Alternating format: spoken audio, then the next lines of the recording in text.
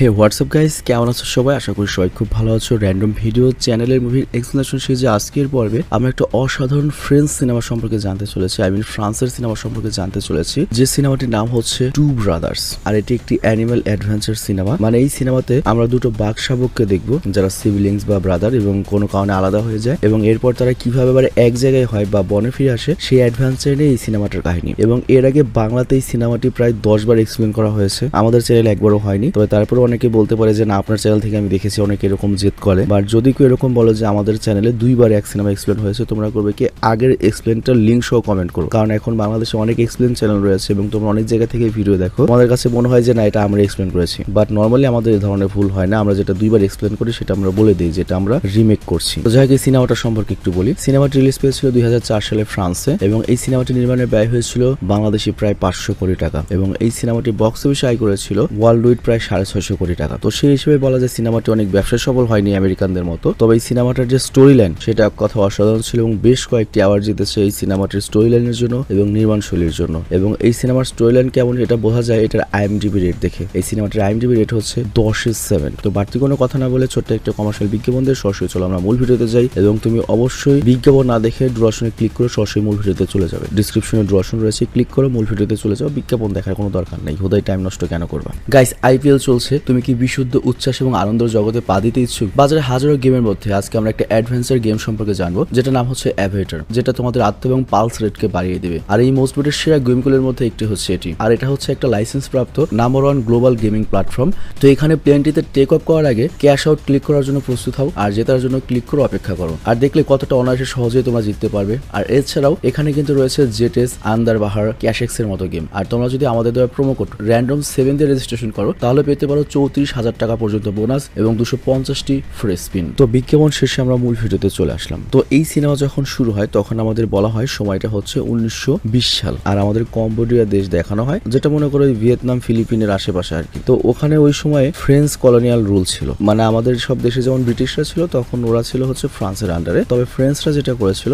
স্থানীয় আধিপত্য বজায় রাখতে স্থানীয় যে কম্বোডিয়ান রাজা ছিল তাদেরকে দিয়ে দেশটাতে রুল করতো আর কি। তো এরপর আমাদের কম্বোডিয়ার একটা ঘন জঙ্গলে দুটো ইন্দো চাইনিজ টাইগার দেখানো হয়, যাদের মধ্যে একটি ছিল হচ্ছে মেল আর একটা ছিল হচ্ছে ফিমেল। তো হঠাৎ করে তারা দুজন সামনাসামনি হয়ে যায়, এবং প্রথমে ফাইট লাগলো, একটু পরেই তারা প্রেমে পড়ে যায়। আর এরপর তারা করে কি একটা পুরনো পরিত্যক্ত মন্দিরের গুহার ভেতরে যায়, এবং এর বেশ কয়েক মাস পর তারা গুহা থেকে বের হয়, এবং আমরা দেখি এই টাইগার কাপলের সাথে দুটো বাচ্চাও বেরিয়ে এসেছে, মানে তাদের বাচ্চা হয়ে গিয়েছে, পুরোপুরি একটা হ্যাপি ফ্যামিলি। তো যাই হোক, বাচ্চারা সবসময় তাদের বাবার সাথে খেলতো, কিন্তু একদিন তারা মা বাবার কাছ থেকে অনেক দূরে চলে যায়। আর সেখানে একটা ভাই করেছে কি একটা শুকনো নারকেল পায়, আর সেই নারকেলটা দিয়ে খেলতে খেলতে অনেক দূর চলে যায়। আর তখন সেখানে একটা রেকুন আসে, আর রেকুন এমন প্রজাতির প্রাণী ভাই, এত পাজি। তো যাই হোক, ওই বাঘ করে রেকুনের বাচ্চাটিকে ধাওয়া করে, কিন্তু তখন ওই রেকুনের মা গর্ত থেকে বেরিয়ে আসে, এবং এরা এমন জাতের প্রাণী, এরা সিংহকে ভয় পায় না। তো যাই হোক, ওই মা বেরিয়ে করে কি ছোট ভাইকে ভয় পাইয়ে দেয়, আর ছোট ভাই ভয় পেয়ে তখন গাছে ওঠে। বাট তখন ওর বড় ভাই চলে আসে এবং উল্টো ওই রেকুনটাকে ধাওয়া করে গর্তে ঢুকিয়ে দেয়, আর তখন ওর ছোট ভাই গাছ থেকে নেমে আসে। আর তারপর তারা আবারও খেলতে শুরু করে, আর তখন ওরা মানুষের হাড়ের আওয়াজ এবং এর সাথে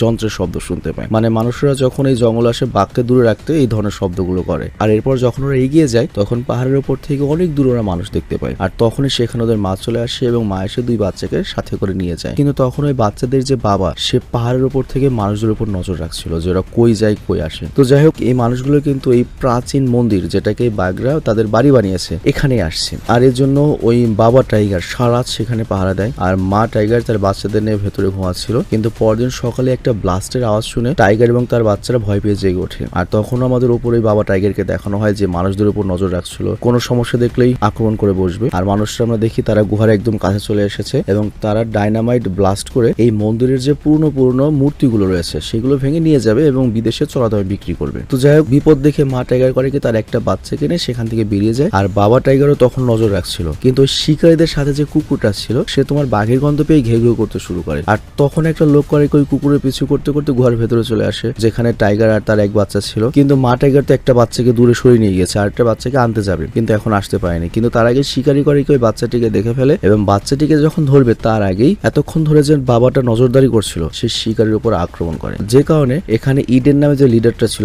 ফ্রেঞ্চ চোরা কারবারি, সে ওই বাঘটির উপর গুলি চালায়। আর এর ফলে বাবা বাঘটির তৎক্ষণাৎ মৃত্যু হয়ে যায়। বাট বাচ্চাটি তখনও বেঁচে ছিল, সে করে কি ভয় পেয়ে তার বাবার নিচে লুকিয়ে পড়ে। বাট তার আইডিয়াও ছিল না তার বাবা মারা গিয়েছে। তো কিছুক্ষণ পরে লোক আসে এবং আহত ব্যক্তিকে করে কি নেয়, আর এর সাথে মৃত টাইগারটাকেও নেয়। এর কারণটা হচ্ছে মৃত টাইগারের যে চামড়া তার দাম অনেক। আর ওই মুহূর্তেই পাথরের নিচে ইডেন ওই ছোট্ট বাচ্চাটিকে দেখতে পায়, আর ওই বাচ্চাটা অনেক ভয় পেয়েছিল। তো ইডেন করে কি তখন ওই বাচ্চাটিকে সাথে করে নিয়ে যায়, মানে সার্কাসে চড়া দামে বিক্রি করে দিতে পারবে। তো এরপর রাস্তার একটা জায়গায় বিশ্রাম নেয়, আর তখন ইডেন বলে টাইগারের বাচ্চাটাকে আমার কাছে নিয়ে আসো। এরপর সে টাইগারের বাচ্চাটার সাথে খেলে এবং তাকে একটা ক্যান্ডি খেতে দেয়। এটা অবশ্যই মনে রাখতে হবে, ক্যান্ডি খেতে দিয়েছে। তো ইডেনের ওই বাচ্চাটাকে অনেক ভালো লাগে। আর এরপর তারা একটা গ্রামে পৌঁছায়, আর ওই গ্রামের লোকেরা মৃত টাইগারটা দেখে অনেক খুশি হয় এবং ওই গ্রামের যে মাতব্বর ছিল সে ইডেনকে বলে আপনাকে অনেক ধন্যবাদ, আপনি এই টাইগারকে মেরে আমার বাপের কাম করেছেন, অনেক উপকার হয়েছে আমাদের, কারণ এই টাইগারটি আমাদের গ্রামের অনেক মানুষকে লেটাবেটা করে দিয়েছে। তো ইডেন তখন বলে চিন্তা করুন, আমি দ্রুত আবার ফিরে আসবো আর আমি তোমাদের সকল হেল্প করবো, কিন্তু আমি আবারও চাইবো তোমাদের লোকেরা যেন আমাদেরকে এইসব মূর্তি বের করতে সাহায্য করে। কিন্তু এই মাতব্বর হচ্ছে অরিজিনাল 2 নম্বর লোক। সে জানে যে এই শালা ইডেন মূর্তি এখান থেকে নিয়ে গিয়ে আমাদের 2 টাকা দিয়ে বাইরে বিক্রি করে 2 কোটি টাকা। তো এই জন্য সে আগেই বেশি টাকার লোভে প্রশাসনের সাথে ডিল করে রেখেছিল। তো প্রশাসন তখন টাইম মতো চলে আসে এবং ইডেনকে গ্রেপ্তার করা হয়, আর প্রশাসনকে ইডেনকে ধরিয়ে দেওয়ার জন্য ওই গ্রামের যে মাতব্বর তাকে পুরস্কৃত করা হয়। তো যাই হোক, এরপর রাত হয়ে যায় এবং টাইগারের বাচ্চা অনেক চিৎকার করছিল, আর তার আওয়াজ শুনে তার মা গ্রামের বর্ডারের কাছে চলে আসে এবং নিজের বাচ্চার ডাক শুনে জোরে গর্জন করতে থাকে। আর এই কারণে গ্রামের মাতব্বর জেগে যায় এবং গ্রামের সবাইকে জাগিয়ে দেয়। আর তারপর তারা করে কি জ্বলন্ত মশাল টাইগারের দিকে ছুড়ে মারে, যে কারণে মা টাইগার সেখান থেকে পালাতে বাধ্য হয়। তো যাই হোক, পরের দিন সকালে গ্রামে একজন সার্কাসের ওনার আসে আর সেই বাচ্চাটিকে কিনে নেয়। আর এরপর সে টাইগারের বাচ্চাকে বক্সে ভরে করে যখন নিয়ে যাচ্ছিল তখন মা টাইগার আবারও বাচ্চার শব্দ এবং গাড়ির পিছু করে এবং ছুটতে ছুটতে গাড়ির পেছনে উঠে পড়ে এবং সে দেখতে পায় তার বাচ্চা একটা বক্সের মধ্যে রয়েছে। তো সে ওখান থেকে তার বাচ্চাকে বের করার অনেক চেষ্টা করে, বাট এটা অতটাও সহজ ছিল না। আর ড্রাইভার অনেক চালাক, সে যখন দেখে পেছনে টাইগার রয়েছে সে গাড়ি অনেক বেশি শ্রেক করে এবং ওই বাঘটিকে নিচে ফেলে দেয়। আর তারপর আমরা দেখতে পাই মা টাইগার এবং ওই বাচ্চাটা মানে ভাই দুজন অসহায়ের মতো ছোট ভাইকে যে নিয়ে যাচ্ছে এটা দেখতে থাকে। তো যাই হোক, এরপরে ছোট বাচ্চাটিকে সার্কাসে নিয়ে আসা হয় আর সেখানে সে টাইগারের বাচ্চাটিকে সবাইকে দেখায় এবং বলে আজ থেকে ওর নাম হচ্ছে কিউমাল। তো এরপর ওই সার্কাসের যে তোমার ভাইস ক্যাপ্টেন ছিল সে করে কি কিউমালকে নির্দয়ভাবে ধরে, আর এই কারণে কিউমাল তার হাতে কামড় দেয়, আর তাই সে রেগে কিউমালকে অনেক কষ্ট দিয়ে খাঁচায় বন্দি করে দেয়। তো যাই হোক, কিউমাল কিন্তু রাজার ছেলে, বুঝতে পারছো, বাঘের বাচ্চা, তো জীবন এরকম মার খেয়ে অভ্যস্ত নয়। তো এই কারণে অনেক কাঁদে, আর তখনও পাশের কাছে একটা টাইগারকে দেখতে পায় এবং তার কাছে সে সাহায্য চায়, কিন্তু ওই টাইগার তার বাবার মতো দেখতে হলে ওদের তো কোনো রক্ত সম্পর্ক নেই। তো এই কারণে ওই টাইগার করে কি দূরে গিয়ে বসে। তো যাই হোক, কিছুক্ষণ কাদার পর কিউমাল করে কি এক পাশে বালতিতে বসে পড়ে, আর অন্যদিকে আমাদের ইডেনকে দেখানো হয় আর সে জেলে ছিল, আর তার সাথে ফ্রেঞ্চ অ্যাডমিনিস্ট্রেশন এসে দেখা করে এবং বলে তোমার লেখা অনেক বই আমি পড়েছি এবং আমার স্ত্রী তো তোমার লেখা বই আমার ছেলেকে শোনায় এবং আমার ছেলে তো তোমার বিশাল বড় ফ্যান, এমনকি আমাদের প্রিন্সও তোমার ব্যাপারে জানে আর সে তোমার সাথে গিয়ে টাইগার শিকার করতে চায়। তো যাই হোক, এরপর সে ইডেনকে জেল থেকে ছাড়িয়ে আনে। তো ইডেন তখন বলে তাহলে আমি দেশে ফেরত যাই ফ্রান্সে, বাট তখন ওই ফ্রেঞ্চ অ্যাডমিনিস্ট্রেটর বলে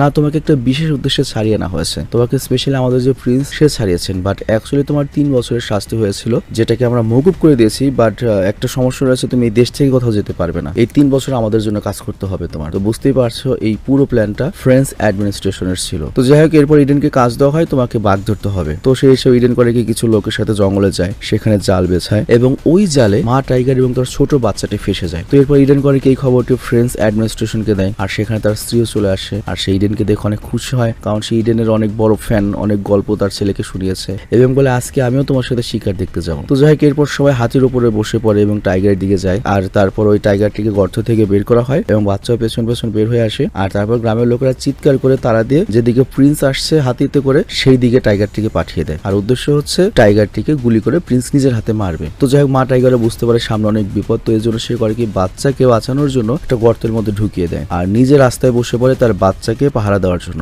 আর তখনই দেখা যায় হাতিতে করে প্রিন্স আসছে এবং প্রিন্স টাইগারকে দেখে অনেক খুশি হয়েছে এবং টাইগারটির উপর গুলি চালায় এবং আমরা দেখি গুলিটি টাইগারের মাথায় লাগে, আপাত দৃষ্টিতে তাই মনে হয়, এবং টাইগারটি সেখানেই পড়ে যায়। তো প্রিন্স তো খুব খুশি এবং সে করে কি তার পা টাইগারের উপর রেখে ছবি তুলে, বাট তার আইডিয়াও নেই যে টাইগারটা এখনো বেঁচে রয়েছে। অ্যাকচুয়ালি গুলিটি টাইগারের মাথায় লাগেনি, লেগেছে হচ্ছে কানের, যেটা উল্টো সাইড দিয়ে বেরিয়ে গিয়েছে, বাট প্রচন্ড ভয়ে আর শব্দে টাইগারটি জাস্ট অজ্ঞান হয়ে গিয়েছিল। বাট ক্যামেরার ফ্ল্যাশের কারণে টাইগারটি আবার জেগে যায় এবং প্রিন্সকে ফেলে সেখান থেকে পালিয়ে যায়। তো এতে প্রিন্স তো মারাত্মক রেগে যায় এবং তার লোকদেরকে নিয়ে চলে যায়। আর এদিকে আমরা দেখি অ্যাডমিনিস্ট্রেশনের যে স্ত্রী সে তার কুকুরে ঘেঘুরে আওয়াজ শুনতে পায় এবং সে যখন সেখানে যায় সে দেখতে পায় তার ছেলে রাহুলও তার কুকুরের সাথে রয়েছে একটা গর্তের সামনে, আর ওই গর্তের মধ্যে ওই টাইগারের বাচ্চা রয়েছে যেটার কি বড় ভাই। তো যাই হোক, রাহুল ওই টাইগারের বাচ্চাটিকে বের করে আনে, খুব দ্রুতই বন্ধুত্ব হয়ে যায় এবং দেখতেই পাচ্ছ ছোট একটা টাইগারের বাচ্চা বিড়ালের বাচ্চার মতোই কিউট, বাট বড় হলে ভাই এত ভয়ঙ্কর হয়। তো রাহুলের পরে বাচ্চাটিকে বাড়িতে নিয়ে আসে এবং এই বড় ভাইয়ের নাম রাখা হচ্ছে সাঙ্গা। তো এরপর থেকে সাঙ্গা রাহুল একসাথে ঘুমায়। আর এদিকে সার্কাসে আমাদের ওর ছোট ভাই কিমালকে দেখানো হয়। কিমাল খাবারই খাচ্ছিল না, মারাই যাচ্ছিল প্রায়। তো আর এটা দেখে ওর পাশের যে বড় টাইগারটা ছিল সে করে কি তার লেস কিমালের দিকে গিয়ে দেয় এবং নাড়ায়। তো এটা দেখে কিমাল ভাবে এটা তার বাবার লেস এবং তার মন ভালো হয়ে যায়, সে খেলতে থাকে এবং সে খাবার খেয়ে নেয়। আর অন্যদিকে আমরা দেখি ইডেন অ্যাডমিনিস্ট্রেটর বাড়িতে ছিল এবং বসে তার ছেলেকে গল্প শোনাচ্ছিল। আবার আমি বুঝি না ওই অ্যাডমিনিস্ট্রেটর এত বোকা কেন, এত সুন্দর একটা বউ রয়েছে বা এরকম ইডেনের মতো লোককে বাড়িতে নিয়ে আসে। অ্যাডমিনিস্ট্রেটর বলে, দেখো প্রিন্স ওই টাইগারের চামড়াটা যে কোনো মূল্যে চাইছে যেটার উপর সে গুলি করেছে আর সে ওটাকে ঝুলিয়ে রাখবে। কিন্তু ইডেন বলে আমি ওটা করতে পারবো না, ওটা একটা মা টাইগার। কিন্তু তখন অ্যাডমিনিস্ট্রেটর বলে, তুমি যদি এটা না করো হয়তো তাহলে আমি এখানকার প্রশাসন থেকে তোমাকে আমি বাঁচাতে পারবো না ভাই। তো যাই হোক ইডেন যেহেতু ওই মা টাইগারকে মারবে না এর জন্য সে করে কি স্যার কাছে যায় এবং ওখানে সে কিমালকে দেখে। আর কিমালকে দেখেই তো চিনে ফেলে যে শালা তোরে নিয়ে গিয়েই তো দড়াটা খাইছিলাম। আর আমরা তো জানি ইডেনই ওই কিমালকে টেম্পল থেকে নিয়ে এসেছিল। তো এরপর ইডেন আবারও করে কি কিমালকে ক্যান্ডি খেতে দেয়, যেটা আগেও সে একবার দিয়েছিল এবং কিমাল সেগুলো খেয়ে নেয়। আর তারপর সার্কাসের ওনারকে ইডেন বলে, আমার একটা বড় টাইগারের চামড়া চাই, এর বিনিময়ে তোমার যত টাকা লাগে আমি দিব। তো সার্কাসের ওনার তখন তার যে টাইগারটা ছিল সেটাকে মেরে দেয় এবং বলে এটাকে নিয়ে যান। ওই টাইগারটাকে কেন মেরেছে বলি, সার্কাসে ওই টাইগারটির বয়স অনেক হয়ে গিয়েছিল, বুড়ো হয়ে গিয়েছিল। তো এর চেয়ে ভালো প্রাইস সে এটার জন্য আর পাবে না। আর তারপর ওই বড় টাইগারের খাঁচায় কিমালকে বন্দী করা হয়। আর তখন ইডেন করে কি ওই সার্কাসে ওনারকে আরো কিছু টাকা দেয় এবং বলে এই ছোট টাইগার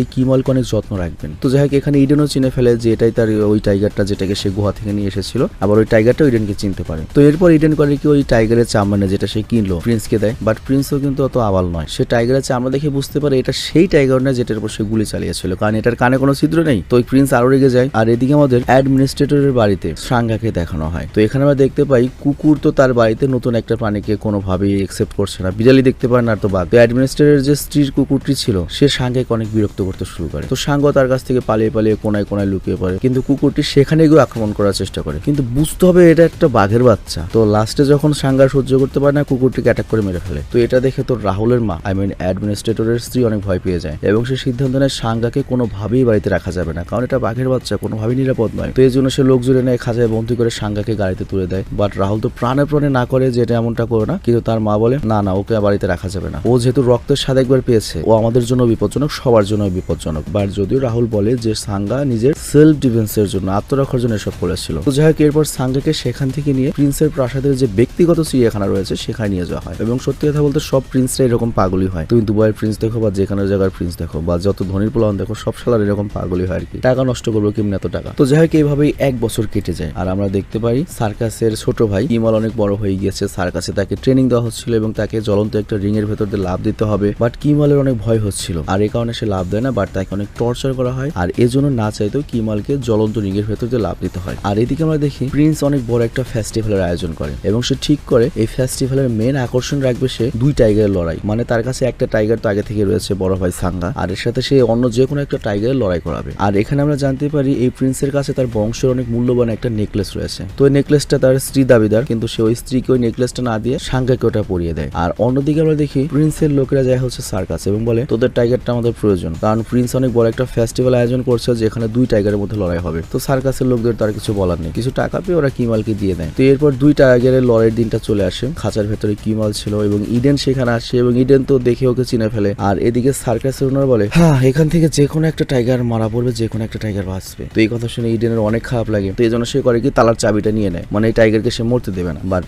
প্রিন্সের লোক তার কাছ থেকে জোর করে চাবি নিয়ে নেয়। তো এরপর যেটা হয় সবাই অ্যারিনাতে আসে যেখানে লড়াই হবে, কিন্তু ইডেন এই লড়াইটা দেখতে চাচ্ছিল না, সে সেখান থেকে চলে যায়। সে চায় না যে কিমালকে মরা দেখবে। আর এদিকে আমরা দেখি সর্বপ্রথম সাঙ্গাকে বের করা হয় এবং এখানে আমরা দেখতে পাই ভিড়ের মধ্যে রাহুল তার মায়ের সাথে বসেছিল এবং সে সাঙ্গাকে চিনে ফেলে তারই বাঘ, কিন্তু কিছু করার নেই। আর এরপর কিমালকে বাইরে নিয়ে আসা হয়, বাট কিমাল মোটেই বাইরে আসতে চাইছিল না, কিন্তু জোর করে ওকে অ্যারিনাতে ঢোকানো হয়ে যায় আর ওর সামনে সাঙ্গা পড়ে। তো এখানে ওরা কিন্তু 2 ভাই, কিন্তু কেউ কাউকে চিনতে পারে না। তো যাই হোক এরপর দুজনে একে অপরের উপর আক্রমণ করে এবং অনেকক্ষণ লড়াই হওয়ার পরে বড় ভাই সাঙ্গা করে কি কিমালকে নিচে ফেলে দেয়। কিন্তু কিমাল যখন নিচ থেকে উপর দিকে দেখে ওর তখন ছোটবেলার কথা মনে পড়ে যায় যে এইভাবেই তো আমরা একে অপরের সাথে খেলতাম। দুজনকে কিনে ফেলে, কিমাল চিনে ফেলে, তারপর সাঙ্গা ওকে চিনে ফেলে। তো এরপর তারা করে কি লড়াই ছেড়ে দিয়ে একে অপরের সাথে খেলতে শুরু করে, ঠিক যেভাবে তারা ছোটবেলায় খেলতো। তো যাই হোক ভিড়ে বসে থাকা সবাই সব দেখে অনেক অবাক হয়ে যায়, কিন্তু প্রিন্স এবং সার্কাসের লোকেরা ওদেরকে উস্কানোর জন্য বা লড়াই করানোর জন্য অনেক ধরনের চেষ্টা করতে থাকে, রাগাতে থাকে। বাট এক ভাই তো আরেক ভাইয়ের বিরুদ্ধে লড়াই করবে না। কিন্তু তখন ওই সার্কাসের যে ভাইস ক্যাপ্টেন ছিল, যে ছোটবেলা থেকে কিমালকে অনেক জ্বালাতো, ও কিমালকে মারার চেষ্টা করে। বাট সাঙ্গা গিয়ে ওর হাত ধরে ফেলে আর এরপর রেগে সার্কাসের ওনার ভেতরে আসে এবং সে বন্দুক বের করে। বাট সাঙ্গাকে গুলি করার আগে কিমাল করে কি তার বন্দুক নিচে ফেলে দেয়। বাট সার্কাসের মালিক যেহেতু ভেতরে এসেছে, সে তো গেট খুলে এসেছে, তো এই জন্য গেটটা খোলা আর 2 ভাই সুযোগ পেয়ে সেখান থেকে বের হয়ে যায়। তো বুঝতেই পারছো দুইটা বাঘ যখন বের হয়ে গিয়েছে সবাই ভয়ে তো পালাতে থাকে, কিন্তু পালাতে পালাতে ছোট ভাই যেটা সে করে কি খাঁচার ভেতর ঢুকে যায়। মানে কিমাল খাঁচার ভেতর ঢুকে যায় সার্কাসে। তোর কাছে মনে হয় যেটা ওর ঘর, বাট সাঙ্গা তখন রাগে গর্জন করে বলে তাড়াতাড়ি বাইরে, এটা আমাদের ঘর নয়। তো এরপর দুই ভাই সেখান থেকে পালিয়ে যায়। আর তারা যখন যাচ্ছিল তখন দেখতে পায় যে একটা বাসের উপর অনেকগুলো পশুকে বেঁধে নিয়ে যাওয়া হচ্ছে। তো দুজনেই বাসের উপর লাফ দেয়, লোকরা ভয় পেয়ে যায় আর ওরা সকল প্রাণীকে ছেড়ে দেয়। তারপর গ্রামের ভেতর ঢুকে গ্রামের মানুষদের বাড়িতে যায়, সবাই অনেক ভয় পায় কিন্তু কারো কোনো ক্ষতি করে না। আর এরপর যখন ওদের খিদে পায় সামনে ওরা একটা গাড়িতে উঠে পড়ে এবং সেখানে ওরা অনেক শুয়োরের মাংস দেখতে পায় এবং মজা করে শুয়োরের মাংস খেয়ে খিদে মেটায়। বাট প্রশাসনের লোকেরা তো ওদের পিছু নিয়েছে, তারা ওদের উপর গুলি চালায়, বাট সেখান থেকে ওরা কোনো রকমের বেঁচে পালিয়ে ফিরতে সক্ষম হয়। আর তারপর ওরা জঙ্গলের সেই মাঝে সেই জায়গাতে আসে যেখানে ছোটবেলাতে ওরা দুজন বাবা মায়ের সাথে থাকতো, সেই মন্দিরে সেই গুহার কাছে। আর অন্যদিকে আমাদের ইডেনকে দেখানো হয়, যার কাছে অ্যাডমিনিস্ট্রেটর আসে এবং বলে তোমাকে ওই 2 টাইগারকে মারতে হবে এবং ওরা অনেক মানুষদের উপর আক্রমণ করেছে, ওদেরকে তো মারতেই হবে। বাট ইডেন এটা করতে চাচ্ছিল না। বাট যখন ফ্রেন্স অ্যাডমিনিস্ট্রেটরকে বলে দেখো 2 জন মানুষকে মেরেছে আর তাছাড়া তুমি যদি এটা না করো তাহলে তোমাকে জেলে থাকতে হবে, তো ইডেন তখন বাধ্য হয়ে রাজি হয়ে যায়। আর সে এরপর যায় হচ্ছে রাহুলের কাছে এবং রাহুলও না করে যেটা প্লিজ করো না। বাট ইডেন বলে আমার কাছে কোনো অপশন নেই, আমাকে যেতেই হবে। বাট রাহুল বলে ওরা অনেক ভালো টাইগার, ওদেরকে প্লিজ মেরো না, মানে আবারও রিকোয়েস্ট করে। বাট ইডেন বলে আমার কিছু করার নেই, আমার কাজ আমাকে করতেই হবে। তো এরপর ওরা জঙ্গলের সে অংশে পৌঁছে যায় যেখানে 2 ভাই রয়েছে, চারদিকে আগুন লাগিয়ে দেওয়া হয়। তো কিমাল আর সাঙ্গা আগুনের মাঝে আটকা পড়ে। বাট এখানেও লক্ষ্য কিমাল কিন্তু সার্কাসে ট্রেনিং পেয়েছিল, আগুনের ট্রেনিং, তো এই কারণে ও আগুনের লাভ করতে লাভ দেওয়ার ভয় পায় না। কিন্তু সাঙ্গা এটা করতে পারে না, কি বড় ভাই যেটা প্রিন্সের কাছে ছিল। তো কিমাল এরপর আবার ফিরে আসে, তার ভাইকে সাহস দিয়ে সাথে করে নিয়ে যায়। তো ইডেন দূর থেকে এটা দূরবীন দিয়ে দেখছিল এবং সে অবাক হয়ে যায় যে এটা প্রাণী, এটা আমি কি দেখলাম। আর এদিকে আমাদের ফ্রেন্স অ্যাডমিনিস্ট্রেটরকে দেখানো হয়, সে প্রিন্সকে লেটার লিখে যে আমরা 2টা টাইগারকে মেরে ফেলেছি, কারণ এই 2টা টাইগার অনেক মানুষকে মেরেছে, তো আমরা এই জন্য মেরে ফেলেছি। তো অ্যাডমিনিস্ট্রেটর কেন এই লেটারটা লিখলো বুঝতেই পেরেছো, হয়তো তার ছেলের জন্য, তার ছেলে চায় না যে তার ওই 2টা টাইগার মারা পড়ুক। তো যাই হোক এরপর আমরা অ্যাডমিনিস্ট্রেটরের ছেলে রাহুলকে দেখতে পাই, ও হারামজাদা করেছে কি সবার পেছন পেছন ওই জঙ্গলে ঢুকে গিয়েছে যেখানে ওই 2টা টাইগার রয়েছে। তো রাহুলের এত সাহসও করে কি ওই টাইগারদের ডাক দেয়। তো সাঙ্গা তোকে চেনে, ওর ডাক শুনে সাঙ্গা ওর কাছে আসে আর রাহুলও সাঙ্গার কাছে আসে। আর এরপর রাহুল করে সাঙ্গাকে চুমু দেয়। আর আমরা দেখি একটু দূরে ইডেন ওদের দুজনকে দেখছে এবং সাঙ্গার উপর বন্দুক তাক করে রেখেছে, মানে সাঙ্গা কোনো গোলযোগ করলে নগদ মেরে ফেলবে। বাট তখনই ইডেন সাইডে দেখতে পাওয়ার পাশে কিমাল চলে এসেছে। আর কিমালকে ইডেন তো ছোটবেলায় থেকেই চেনে, আবার কিমালও ইডেনকে চিনতে পেরেছে। মানে এখানে উল্লেখ দেখো ইডেনের চেহারা তো আর চেঞ্জ হয়নি 1 বছরে, বাট কিমাল তো বড় হয়ে গিয়েছে, তো কিমাল ইডেনকে ঠিকই মনে রেখেছে। তো কিমাল কাছে এসে করে কি ইডেনের পকেট সুখে, যেখান থেকে ইডেন বরাবর ক্যান্ডি বের করে কিমালকে খাওয়াতো, মানে ছোটবেলা থেকে খাই অভ্যাসর। তো ইডেন ওই বক্সটা বের করে, কিন্তু আজকে বক্সটা খালি ছিল, কোনো ক্যান্ডি ছিল না। তো এর জন্য ইডেন কিমালের কাছে ক্ষমা চায়। আর তখন এরা জঙ্গলের ভেতর থেকে বাঘের গর্জনের আওয়াজ শুনতে পায়, আর এটা ছিল ওদের মায়ের গর্জনের আওয়াজ। তার এলাকায় কেউ ঢুকেছে, এই জন্য সে ওয়ার্নিং দিচ্ছে। তো এই আওয়াজ শুনে 2 ভাই সেই গুহায় চলে যায় যেখানে তারা ছোটবেলা থাকতো। আর ইডেন তখন রাহুলকে বলে চলো আমাদের এখান থেকে যেতে হবে। আর এরপর আমরা দেখি ওই 2 টাইগার তাদের মায়ের কাছে যায়, 2 ভাই মাকে চিনতে পারে, মাও বাচ্চাদের চিনতে পারে এবং তারা অনেক খুশি হয়। মানে পুরো 1 বছর পরে তাদের পরিবার আবারও এক জায়গায় হয়েছে এবং তারা সেই জায়গাতে বসেছে যেখানে তারা আগে বসতো। আর এরপর আমাদের দেখানো হয় সূর্যটা মা টাইগারের পেছনে এবং সূর্যের আলো মা টাইগারের কানের উপরে পড়ে এবং আমরা সেই কানের ছিদ্রটা দেখতে পাই যেখানে প্রিন্স গুলি করেছিল। তো যাই হোক এখানে এই সিনেমাটা শেষ হয়ে যায় এবং এক কথা একটা অসাধারণ সিনেমা ছিল। তো সবচেয়ে আশ্চর্যের ব্যাপার হচ্ছে এই সিনেমা শুটিং করছে কেমনে ভাই, তারা আমি একটু রিসার্চ করে নিই এই সিনেমার শুটিং করছিল কেমন, আসলে কি বাঘ ইউজ করছে, বাঘ ইউজ করে কিভাবে শুটিং করা পসিবল, কিন্তু দেখে তো ভিএফএক্স তো মনে হলো না, কার্টুন বাঘ তো মনে হলো না। আমি একটু নির্মাণ শৈলীটা দেখি দাঁড়াও। তো এখানে আমি সার্চ করে যেটা পেলাম, এই সিনেমা তৈরিতে 30টার বেশি বাঘ ইউজ হয়েছে এবং বেশিরভাগ বাঘই আনা হয়েছে ফ্রান্সের চিড়িয়াখানা থেকে এবং থাইল্যান্ডের চিড়িয়াখানা থেকে, সবগুলো ট্রেন্ড বাঘ ছিল। তবে তারপর এই সিনেমা করার জন্য এটা খুব রিস্কি একটা ব্যাপার যে বাঘের সাথে শুটিং করা বা বাঘকে ইচ্ছে মতো কন্ট্রোল করা পসিবল নয়। বাট আমরা যে বাঘগুলো দেখেছি ওগুলো রিয়েল বাঘই ছিল, প্লাস বাঘের পুতুলও ছিল আর কি। বাঘের আদলে 5টার মতো পুতুল তৈরি করা হয়েছিল এবং সেগুলোকে বিভিন্নভাবে ইউজ করা হয়েছে, বাট এখানে মোটেও ভিএফএক্স ইউজ করা হয়নি পুরো সিনেমাতে। আর এর জন্য এই সিনেমাটি এত বেশি রিয়েলিস্টিক। মানে চিন্তা করো এই সিনেমাটি মুক্তি পেয়েছে আজ থেকে 20 বছর পূর্বে, সেই সময় এরকম একটা সিনেমা তৈরি করেছে। তো এখানে নির্মাণগত যে তোমার শৈল্পিকতা কতখানি ইউজ হয়েছে বুঝতেই পেরেছো। এতটুকুও কিন্তু বোঝার কায়দা নেই যে এখানে কোথাও পুতুল ছিল বা 30টার বেশি বাঘ ইউজ হয়েছে। আমাদের কাছে কিন্তু মনে হচ্ছে সির্ফ 4টা বাঘ ইউজ হয়েছে এই শুটিংটা গুলো করার জন্য এবং খুব সুন্দরভাবে বাঘগুলো অভিনয় করেছে, খুব রিয়েলিস্টিক ভাবে অভিনয় করেছে। তো জায়গা আমি বিদায় নিচ্ছি, তোমরা সবাই ভালো থেকো, সুস্থ থেকো এবং অবশ্যই কমেন্টে জানাবে সিনেমাটি কেমন লেগেছে। এবং আমি জানি আজকে কমেন্ট হবে ভাই এই সিনেমা এর আগেও আপনি এক্সপ্লেন করেছেন। হ্যাঁ ভাই করতে পারি, ভুল হতেই পারে, এর জন্য আমি আন্তরিকভাবে দুঃখিত। বাট যদি আমরা কোনো সিনেমা এক্সপ্লেন করি তুমি কমেন্ট করার আগে সাথে আগে যে আমরা এক্সপ্লেন করেছি সেটা লিঙ্ক সহ দিয়ে দেবে, তাহলে আমরা বুঝতে পারবো আমাদের ভুল হয়েছে। এবং এরপর আমরা যেটা করবো আমাদের যে কন্টেন্ট ম্যানেজার রয়েছে তাকে ইচ্ছা মতো খেলাবো যে এক সিনেমা 2 বার আসলে কিভাবে। তো যাই হোক আমরা বিদায় নিই, ভালো থেকো, সুস্থ থেকো, টেক কেয়ার, আল্লাহ হাফেজ।